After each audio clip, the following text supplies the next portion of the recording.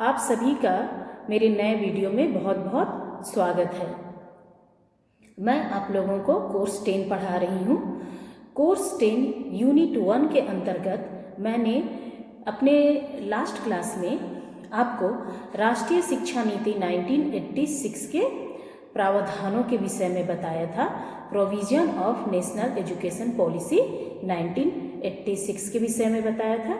साथ ही साथ बताया था कि राष्ट्रीय शिक्षा नीति 1986 का सरकार द्वारा किस प्रकार क्रियान्वयन किया गया।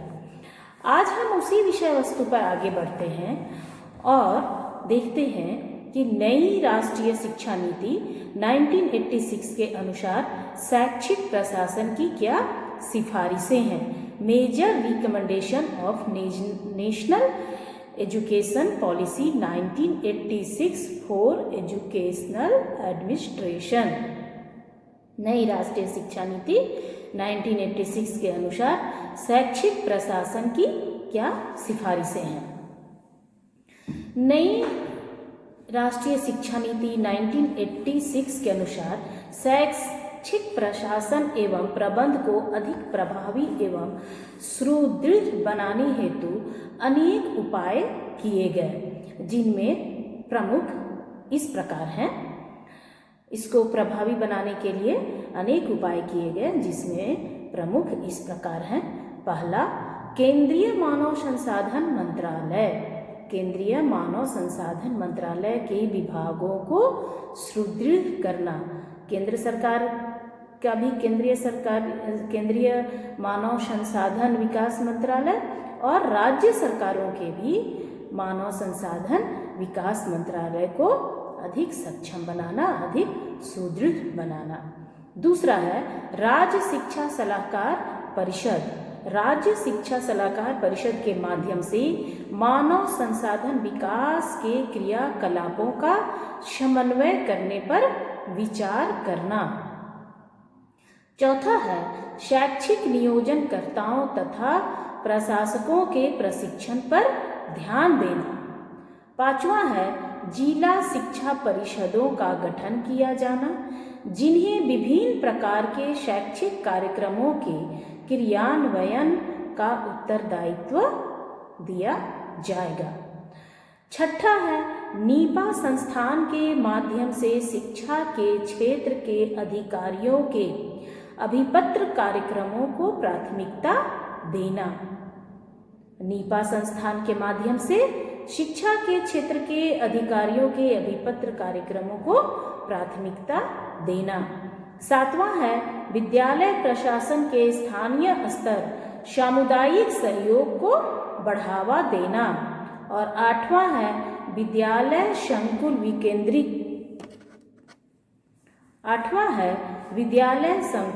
विकेंद्रित किए जाएंगे। स्कूल कॉम्प्लेक्स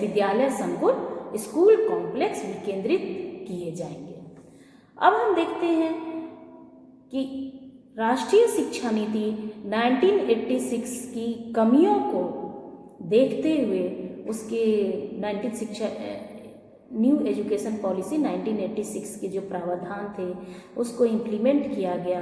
उसकी जो शैक्षिक सिफारिशें की गई, उसके बावजूद उसमें कुछ कमियां थी। उस कमियों को देखते हुए 1992 में राष्ट्रीय शिक्षा नीति 1992 आई। रिवाइज्ड नेशनल एजुकेशन पॉलिसी 1992 86 राष्ट्रीय शिक्षा नीति 86 की कमियों को संशोधित करते हुए 1986 की शिक्षा नीति में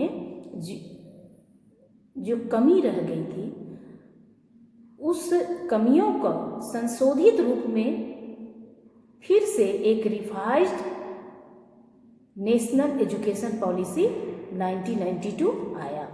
उसको हम देखते हैं। संशोधित राष्ट्रीय शिक्षा नीति 1992 रिवाइज्ड नेशनल एजुकेशन पॉलिसी 1992।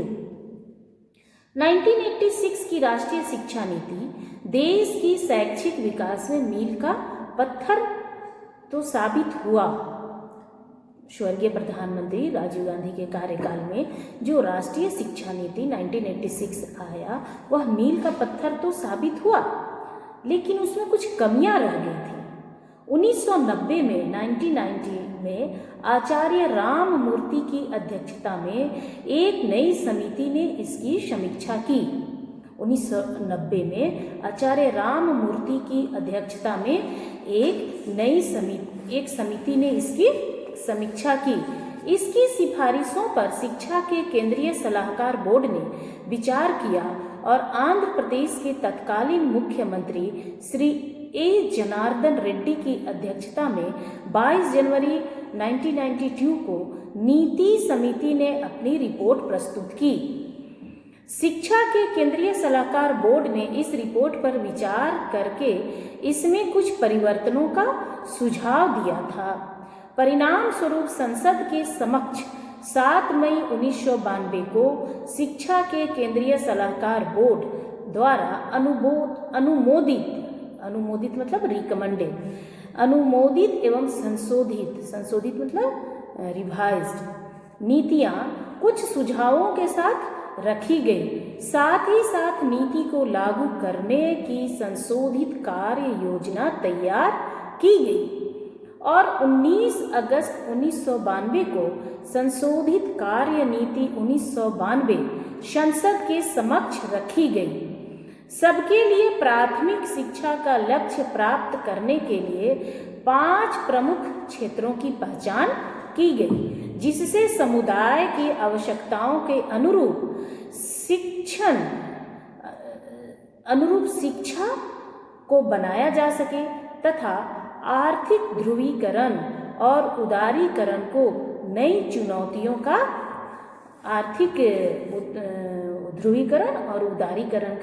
नई चुनौतियों के साथ सामना किया जा सके। यह था रिवाइज्ड एजुकेशन पॉलिसी 1992। अब हम देखते हैं विकलांग व्यक्तियों के लिए राष्ट्रीय शिक्षा नीति।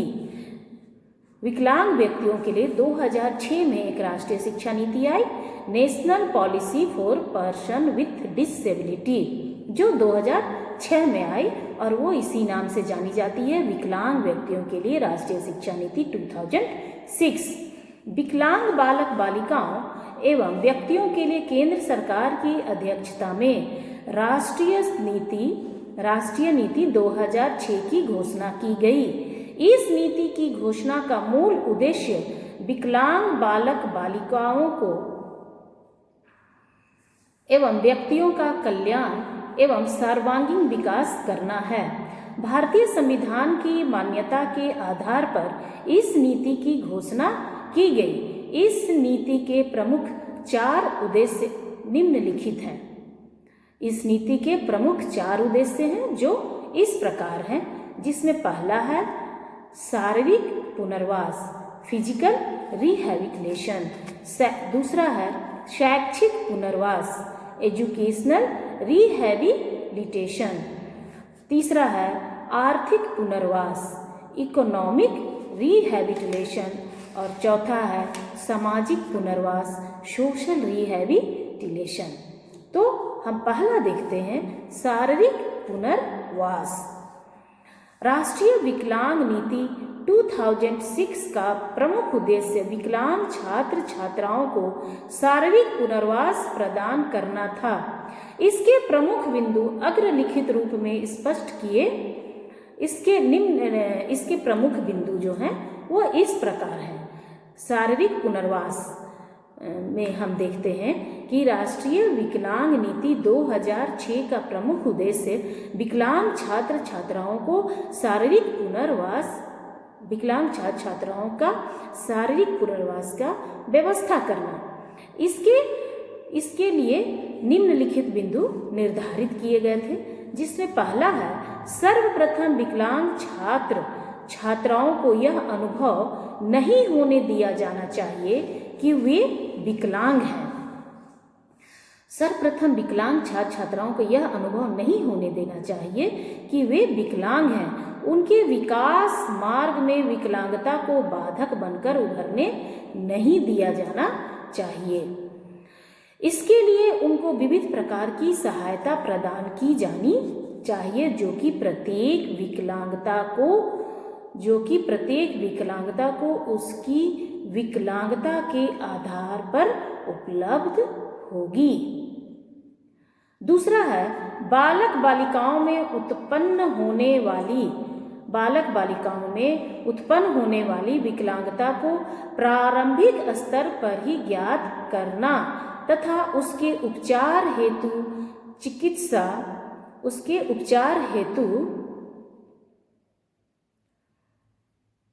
चिकित्सा सुविधा उपलब्ध कराना।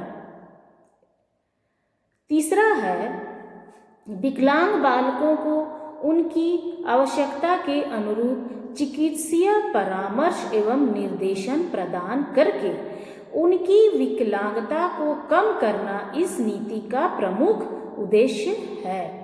चौथा है विविध प्रकार के विकलांगता संबंधी उपकरण प्रदान करना भी इस नीति का प्रमुख उद्देश्य है। इन उपकरणों के माध्यम से छात्र छात्राओं को विकलांगता का अनुभव नहीं होता है, जैसे श्रवण यंत्र, रिक्शा बैसाखी एवं चश्मा आदि उपलब्ध कराना। जो श्रवण बाधित है उन्हें श्रवण यंत्र उपलब्ध कराना, जो अस्थि बाधित है उन्हें रिक्शा, हैंड रिक्शा उपलब्ध कराना, चश्मा, आंशिक रूप से दृष्टि बाधित बालक को चश्मा उपलब्ध कराना। दूसरा है, यह तो हो गया शारीरिक पुनर्वास। दूसरा है शैक्षिक पुनर्वास, एजुकेशनल रिहैबिलिटेशन। शैक्षिक पुनर्वास की प्रक्रिया इस योजना का प्रमुख उद्देश्य है। शैक्षिक पुनर्वास की प्रक्रिया इस योजना का प्रमुख उद्देश्य है। इसके अंतर्गत इस नीति में निम्नलिखित समाधान प्रस्तुत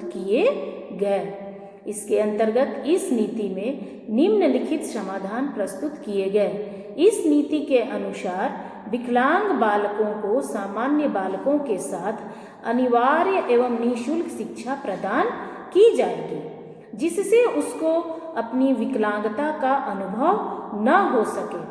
दूसरा है, इस नीति के अनुसार प्रत्येक छात्र छात्रा को माध्यमिक स्तर के बाद उसकी रुचि के अनुरूप व्यवसाय का प्रशिक्षण प्रदान किया जाए, जिससे वह अपने रुचिपूर्ण व्यवसाय में सफलता प्राप्त कर सके और अपने जीवन में आगे बढ़ सके।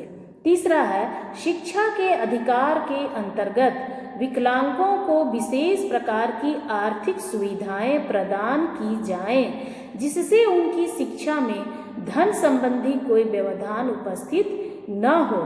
इस प्रकार प्रत्येक विकलांग बालक बालिका को शिक्षा प्राप्त हो जाएगी।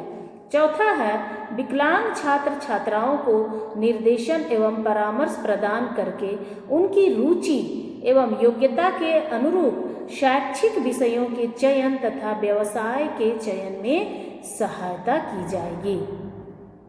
पांचवा है, विकलांग छात्र छात्राओं को शैक्षिक अवसरों की समानता एवं विकास के अवसरों की समानता सामान्य छात्रों की भांति प्रदान की जाएगी। उनके साथ विकलांगता के आधार पर किसी प्रकार का भेदभाव शिक्षा व्यवस्था में या विद्यालय व्यवस्था में नहीं किया जाएगा। तीसरा है आर्थिक पुनर्वास। आर्थिक पुनर्वास, इकोनॉमिक रिहैबिलिटेशन।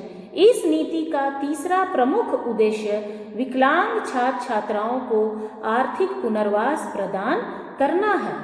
आर्थिक पुनर्वास को निम्नलिखित बिंदुओं के माध्यम से स्पष्ट किया जा सकता है।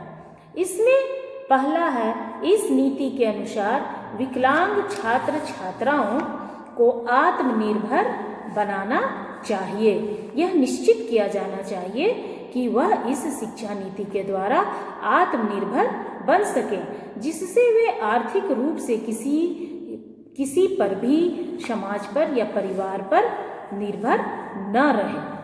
दूसरा है, इस नीति के अनुसार विकलांग छात्र छात्राओं को उनकी योग्यता एवं रुचि के अनुसार व्यवसाय चयन करने में सहायता प्रदान करनी चाहिए।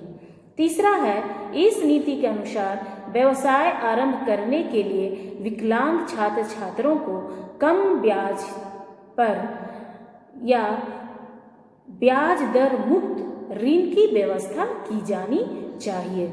चौथा है, इस नीति के अनुसार विकलांग छात्र छात्राओं को व्यावसायिक कौशल विकसित करने के लिए व्यावसायिक प्रशिक्षण प्रदान किया जाना चाहिए।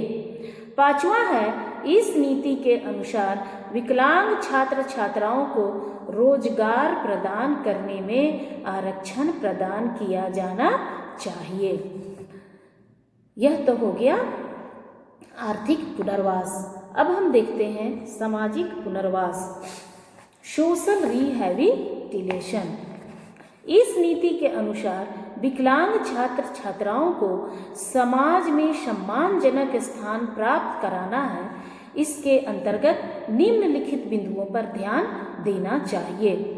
पहला, इस नीति में विकलांग व्यक्तियों को जो सामाजिक अधिकार प्रदान किए गए हैं उन सभी अधिकारों को संरक्षण किया जाए, जिससे उन अधिकारों का उपयोग करके विकलांग व्यक्ति समाज में सम्मानजनक स्थान प्राप्त कर सके।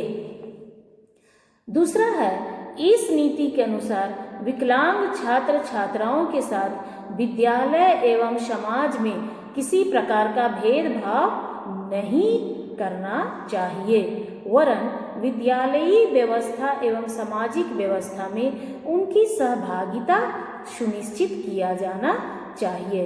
तीसरा है, इस नीति के अनुसार विकलांग व्यक्तियों एवं छात्र छात्राओं के भावों एवं विचारों को समाज एवं विद्यालय दोनों में सम्मान दिया जाना चाहिए।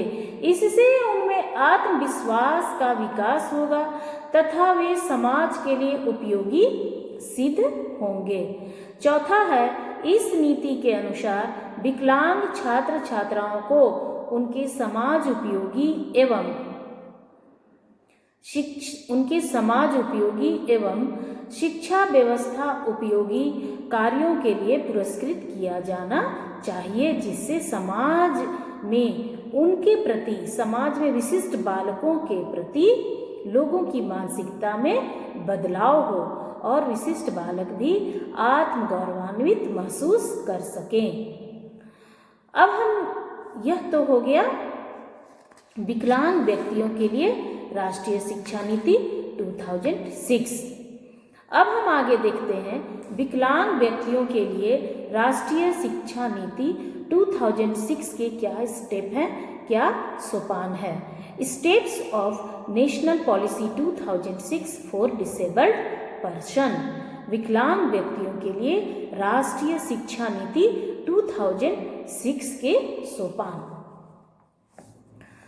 इसमें पहला है क्रियान्वयन समितियां, रिकमेंडेशन कमिटी। विकलांग व्यक्तियों के लिए राष्ट्रीय शिक्षा नीति 2006 में जो सोपान बना उसमें पहला है क्रियान्वयन समितियां, रिकमेंडेशन कमिटी। राष्ट्रीय शिक्षा नीति 2006 के क्रियान्वयन के लिए नोडल मंत्रालय के रूप में सामाजिक न्याय एवं सशक्तिकरण मंत्रालय की प्रमुख भूमिका होती है। केंद्र स्तर पर एक समन्वयन समिति होती है जिसमें शिक्षा व्यवस्था एवं विकलांग व्यक्तियों के लिए कार्य करने वाली संस्थाओं के प्रतिनिधि सम्मिलित होते हैं। ठीक इसी प्रकार की समिति राज्य स्तर पर गठित की जाती है। इसके साथ साथ जिला स्तर पर पुनर्वास केंद्र भी स्थापित किए गए हैं जो कि इस नीति के क्रियान्वयन में सहयोग प्रदान करते हैं।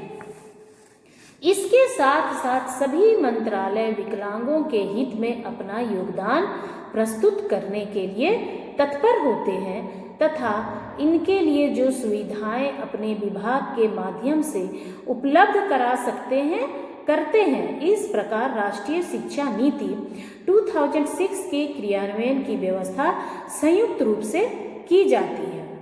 तो यह हो गया क्रियान्वयन समितियां। दूसरा है राष्ट्रीय नीति के आधार, बेसिस ऑफ नेशनल पॉलिसी। राष्ट्रीय नीति के आधार, बेसिस ऑफ नेशनल पॉलिसी। राष्ट्रीय नीति 2006 का प्रमुख आधार संयुक्त राष्ट्र संघ द्वारा प्रस्तावित विकलांग व्यक्तियों से संबंधित योजनाओं को माना जाता है।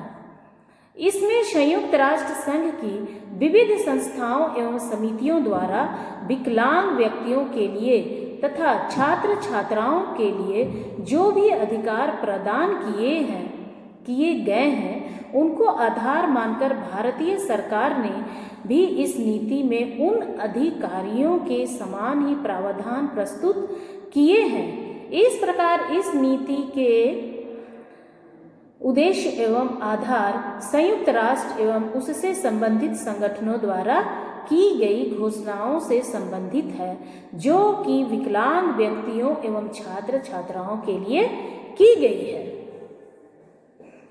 तीसरा है विकलांगता प्रमाण पत्र, डिसेबिलिटी सर्टिफिकेशन। विकलांगता प्रमाण पत्र, इस नीति के अंतर्गत विकलांगता के प्रमाण पत्र को उपलब्ध कराने की प्रक्रिया को सरल एवं विकेंद्रीकृत बनाया जाता है, जिसमें विकलांग व्यक्ति स्थानीय स्तर पर एवं जिला स्तर पर चिकित्सा अधिकारियों के सहयोग से प्रमाण पत्र प्राप्त कर सकता है। 40% से अधिक विकलांगता वाले व्यक्ति एवं बालक बालिकाओं को विकलांगता प्रमाण पत्र दिया जाता है। इस प्रमाण पत्र के आधार पर उनको वे सभी सुविधाएं प्राप्त होंगी जो कि एक विकलांग व्यक्ति को मिलता है। तो विकलांग व्यक्तियों के लिए राष्ट्रीय नीति 2006 के सोपान में हमने पहला देखा क्रियान्वयन समितियां, दूसरा देखा राष्ट्रीय नीति के आधार और तीसरा देखा विकलांगता प्रमाण पत्र। तो इस विवेचन से यह स्पष्ट होता है कि राष्ट्रीय शिक्षा नीति 2006 विकलांगों के पुनर्वास एवं उनके अधिकारों को प्राप्त कराने में उपयोगी सिद्ध हुई है। इसके आधार पर विकलांग व्यक्ति विकास की मुख्य धारा से संबंध बनाए हुए हैं। तो यह हो गया विकलांग व्यक्तियों के लिए राष्ट्रीय शिक्षा नीति 2006 का सोपान। अब अगला हम देखते हैं यूनेस्को 1989। यूनेस्को 1989 जैसा कि आप सभी जानते हैं कि यूनेस्को जो है वह संयुक्त राष्ट्र से संबंधित संस्था, एक संगठन है। यूनेस्को जो है वो संयुक्त राष्ट्र संघ से संबंधित एक संगठन है जो कि शिक्षा, विज्ञान एवं संस्कृति आदि से संबंधित सुझाव प्रस्तुत करता है। यूनेस्को द्वारा विशिष्ट बालकों के लिए, विशिष्ट व्यक्तियों के लिए, विकलांग व्यक्तियों के लिए एवं बालकों के बारे में विभिन्न प्रकार की घोषणाएं की गई और विभिन्न प्रकार के सुझाव प्रस्तुत किए गए जो कि उसके विभिन्न अधिकारों से संबंधित है, जो कि विशिष्ट बालकों के अधिकारों से संबंधित है। इन अधिकारों का वर्गीकरण हम करते हैं जो कि इस प्रकार है। यूनेस्को 1989, यूनेस्को जो है वो संयुक्त राष्ट्र संघ का एक संगठन है जो शिक्षा, विज्ञान एवं संस्कृति आदि से संबंधित सुझाव प्रस्तुत करता है। यूनेस्को द्वारा अक्षम व्यक्तियों के लिए, विकलांग व्यक्तियों के लिए, विशिष्ट बालक बालिकाओं के लिए, विशिष्ट व्यक्तियों के बारे भी समय समय पर घोषणाएं एवं सुझाव दिए गए हैं जो कि इस प्रकार है। पहला है शिक्षा के लिए परिवार का समर्थन। शिक्षा के लिए परिवार का समर्थन, support of family for education. UNESCO के अनुसार शिक्षा के लिए परिवार के सभी व्यक्तियों का समर्थन अपने विकलांग या विशिष्ट सदस्य के लिए अनिवार्य रूप से होना चाहिए। जिस प्रकार सामान्य बालकों के लिए शिक्षा की आवश्यकता है, उससे अधिक विकलांग बालकों के लिए शिक्षा की आवश्यकता है। जब परिवार में ऐसे बालकों की शिक्षा के प्रति जागरूकता या समर्थन होगा तो निश्चित रूप से बालकों को शिक्षा प्राप्त हो सकेगी। दूसरा है समावेशी शिक्षा की व्यवस्था, अरेंजमेंट ऑफ इंक्लूसिव एजुकेशन। समावेशी शिक्षा की व्यवस्था, arrangement of inclusive education. UNESCO के अनुसार अक्षम या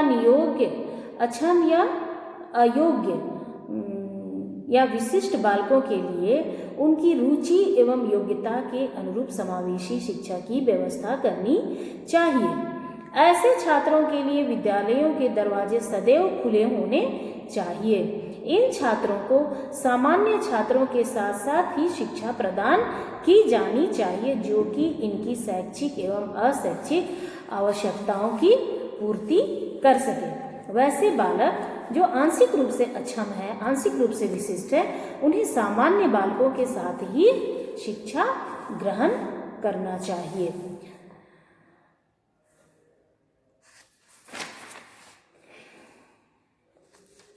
यह हो गया यूनेस्को 1989 का दूसरा जो रिकमेंडेशन है, समावेशी शिक्षा की व्यवस्था। तीसरा है समावेशी विद्यालयों का सृजन, क्रिएशन ऑफ इंक्लूसिव स्कूल। समावेशी विद्यालयों का सृजन। यूनेस्को के अनुसार प्रत्येक विद्यालय को समावेशी सुविधाओं से संपन्न बनाया जाना चाहिए। इसके लिए विशिष्ट छात्रों के अनुरूप सुविधाएं प्रत्येक विद्यालय में उपलब्ध कराई जानी चाहिए तथा विद्यालय के शिक्षक एवं प्रबंधकों को भी इस प्रकार के छात्रों का स्वागत करना चाहिए तथा इनके विकास एवं संरक्षण का पूर्ण प्रयास किया जाना चाहिए। चौथा है भेदभाव का अभाव, लैक ऑफ डिस्क्रिमिनेशन। भेदभाव का अभाव, लैक ऑफ डिस्क्रिमिनेशन। यूनेस्को ने स्पष्ट शब्दों में घोषणा की कि विकलांग बालकों के साथ किसी भी प्रकार का भेदभाव किसी भी स्तर पर नहीं किया जाना चाहिए जिससे उनको अपनी विकलांगता या अक्षमता का अनुभव हो।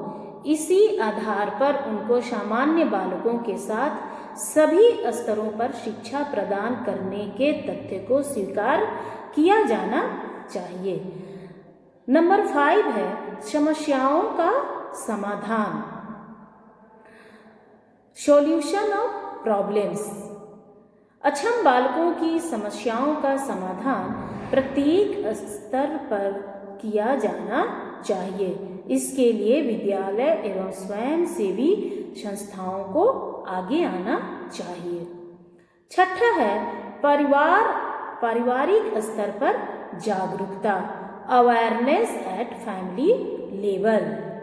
पारिवारिक स्तर पर जागरूकता का प्रयास करना चाहिए ताकि परिवार जो है विशिष्ट बालक को बोझ ना समझे और उसके शिक्षा और संरक्षण पर ध्यान दें।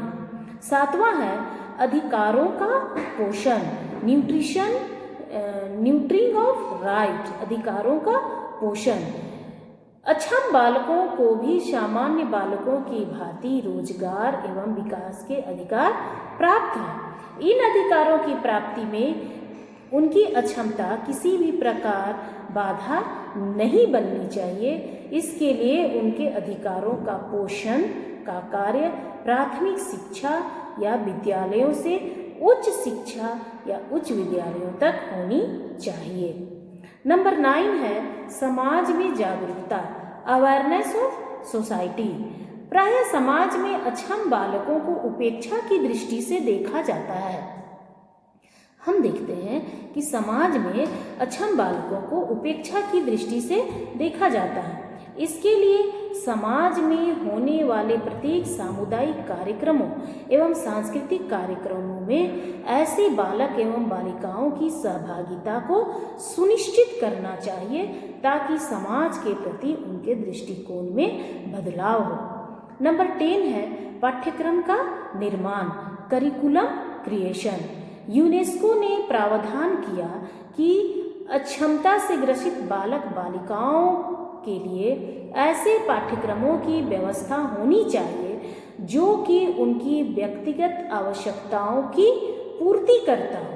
जैसे एक छात्र की दृष्टि कमजोर है तो उसके पुस्तक बड़े प्रिंट के होने चाहिए तथा उसको कक्षा में आगे बैठाना चाहिए। इसी प्रकार पाठ्यक्रम सहगामी क्रियाओं को करिकुलर एक्टिविटीज में भी समानता को ध्यान में रखते हुए उनकी आवश्यकताओं की पूर्ति का प्रयास किया जाना चाहिए। नंबर 12 है। नंबर 11 है वित्तीय प्रावधान, फाइनेंशियल कन्वेंशन। वित्तीय प्रावधान, यूनेस्को ने स्पष्ट शब्दों में कहा है कि प्रत्येक देश को अक्षम बालकों के विकास एवं संरक्षण के लिए अपने वित्तीय बजट में अलग से धनराशि सुरक्षित रखना चाहिए।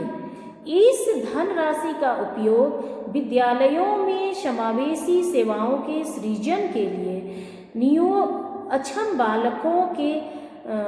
बालकों को अतिरिक्त सुविधाएं प्रदान करने के लिए तथा उन स्वयंसेवी संस्थाओं को प्रदान करना चाहिए जो कि अक्षम बालकों की सेवा में लगे हुए हैं।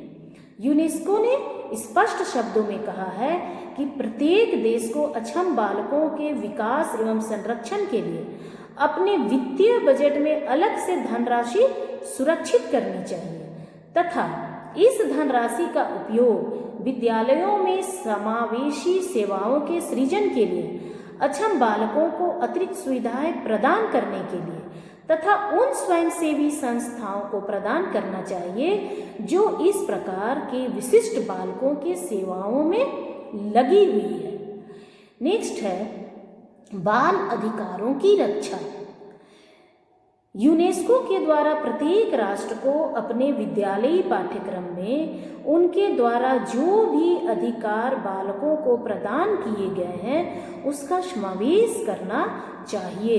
इसके साथ साथ अंतर्राष्ट्रीय संस्थाओं द्वारा जो अधिकार प्रदान किए गए हैं उनका वर्णन भी पाठ्यक्रम में होना चाहिए जिससे विशिष्ट बालक अपने अधिकारों का ज्ञान रख सकेगा। इसके अलावा यूनेस्को ने विद्यालय भवन का स्वरूप कैसा होना चाहिए, मीडिया की क्या भूमिका होनी चाहिए, पूर्वाग्रहों से उन्मूलन जैसे कि ऐसे बालकों को दैवीय प्रकोप या पूर्व जन्म की कोई पाप का फल इस तरह से लोग मान लेते हैं, उससे लोगों की मानसिकता में बदलाव की ज़रूरत है। तकनीकी सहायता किस तरह का टेक्निकल हेल्प इस तरह के बालकों को दिया जाए, विद्यालय गतिविधियों में उसकी क्या सहायता की जाए, अंतर्राष्ट्रीय इंटरनेशनल की सहायता क्या हो सकती है, इस पर भी यूनेस्को ने अपने विचार प्रस्तुत किए।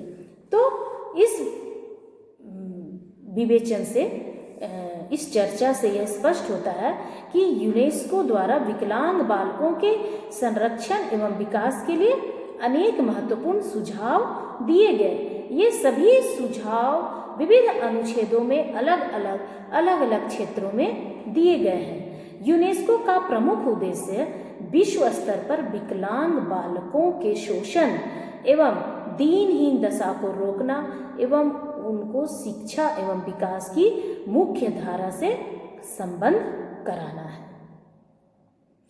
तो बच्चों आज के लिए इतना ही। बहुत बहुत धन्यवाद।